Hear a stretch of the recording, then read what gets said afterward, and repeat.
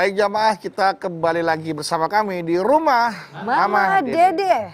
Berarti jelas ya Maya bahwa pribadi yang diberikan keberkahan oleh Allah adalah pribadi yang selalu bersyukur. Betul. Terus Jadi siapa lagi? balik, ya. Orang yang menyadari bahwa hidupnya banyak dosa dan kesalahan.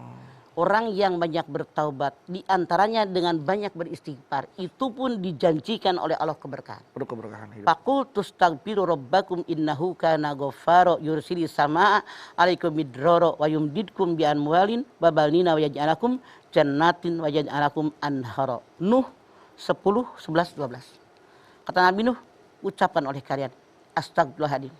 Beristighfar kepada Allah, mohon ampun kepada Allah. Allah Maha Pengampun. Maka dengan kita banyak beristighfar, mohon ampun dengan dosa yang pernah kita lakukan, kata Allah, diturunkanlah hujan yang lebat dari langit. Maka suburlah bumi-bumi. Kalian mendapatkan rezeki yang banyak, anak-anak yang soleh, diberikan oleh kami, kata Allah, kebun yang subur makmur loh jinawi, di samping ada sungai yang mengalir buat mengairi daripada kebun tadi. Ini gambaran orang yang banyak bertaubat. Orang yang banyak beristighfar dengan dosa yang dia lakukan dari hati yang paling dalam, Allah itu Maha Pengampun, Allah Maha Penyayang. Gambaran rezeki dibuka barokah, mungkin banyak daripada yang kemarin. Makanya kata Allah, diturunkan hujan yang lebat dari langit, maka bumi yang tadinya kerontang, yang tadinya kemarau, tidak ada rumput, tidak ada apa-apa, numbuh semua. Masya Allah, buah-buahan, sayur-mayur numbuh nih dari bumi. Rezeki buat kalian. Karena kalian subur, maka diberikan anak-anak yang soleh dan solehah, kata Allah dalam ayat ini. Apa dia janjikan? Diberikan kebun yang subur, di samping ada sungai. Maksudnya apa? Pekerjaan yang layak, pekerjaan yang baik, karena keberkahan kita banyak beristighfar, mohon ampun kepada Allah. Mana lagi tandanya orang yang hidupnya berkah? Dimanapun dia berada, hatinya terpaut hanya kepada Allah.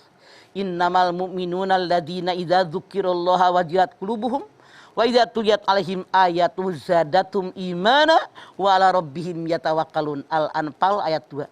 Orang yang benar beriman kepada Allah, hatinya tergetar. Kalau mendengar disebut nama Allah, dia tergetar hatinya. Lalu imannya naik mendengar ayat-ayat Allah. Hanya kepada Allah mereka bertawakal. Itulah orang yang hidupnya barokah. Kenapa? Begitu mendengar nama Allah disebut, hatinya tergetar. Dia menyadari betapa kecilnya saya, betapa agungnya Allah, betapa maha mulianya Allah, maha besarnya Allah, maha pemberi rezeki, maha segala-galanya. Kita hanya makhluk. Dia adalah Khalik. Kita yang dicipta, dia mencipta. Masya Allah, tergetar hati kita. Saking takutnya kepada Allah. Itu orang yang hidupnya barokah. Kalau mendengar ayat-ayat Allah dibacakan, iman mereka naik. Di kita mah punten, jangan marah. Kadang-kadang di Majlis Taklim bikin acara maulid Isra Mi'raj, panitia sibuk ngurusin makanan. Dibacakan Quran tuh di panggung. Boro-boro ngedengerin, boro memperhatikan. Ya, boro-boro tergetar hatinya, boro-boro imannya ningkat. Ini kesalahan kita.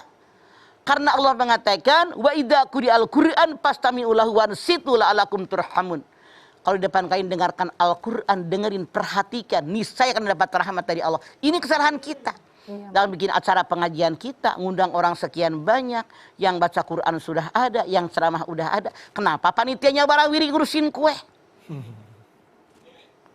Kapan dapat keberkahan dari Allah? Betul apa betul? Betul. Makanya kadang-kadang saya lihat tuh daerah-daerah yang tamu semua diundang-undang tuh dikasih makan. Datangnya mereka terlambat lagi, kita ceramah baru nongol makan. Jadi akhirnya panitia sibuk. Ya. Mie, sayur asam tambahin, semur. Teriakan deh. Nyebelin tuh itu kan. Iya, jadi fokus. Bagaimana hidup kita akan barokah, makanya robah. Silahkan. Kalau tamu-tamu Anda mau disuguhin makanan, boleh. Cuman dibungkusnya dari tadi sebelum acara dimulai. Datang kasih kue, selesai. Nggak usah dikasih makan, mereka di rumahnya udah pada makan.